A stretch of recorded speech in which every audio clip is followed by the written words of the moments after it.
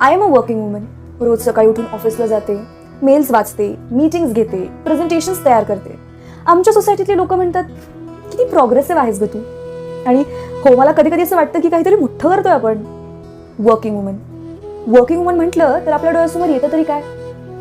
हातात फाईल्स किंवा लॅपटॉप, किंवा मग एखाद्या मंचावर भाषण देणारी, किंवा मग एखाद्या सिनेमात काम करणारी बाई, किंवा मग डॉक्टर, इंजिनियर, पायलट, लॉयर, उच्च शिक्षक आणि प्रेझेंटेबल. पण त्या सगळ्या बायका काही मोजक्याच आहेत. बाकी उरलेल्या अर्ध्या लोकसंख्येचं काय?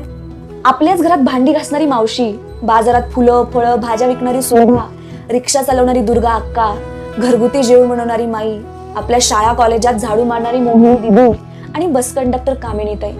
आणि बऱ्याच अशा बायका ज्या आपल्यासारखे व्हाईट कॉलर जॉब्स नाही करत. हो, ह्या सगळ्या बायका ज्यांच्याकडे नाही आहेत गॉगल्स, ना बिझनेस सूट्स, ना पॉवरपॉइंट स्लाइड्स, ना स्किन केअर रुटीन, ना लक्झरी बॅग्स किंवा क्लोदिंग हॉल्स.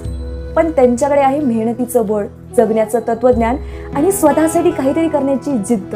आणि म्हणूनच मला वाटतं की आपण विमेन एम्पॉवरमेंटला ॲज अ होल कधीच बघत नाही.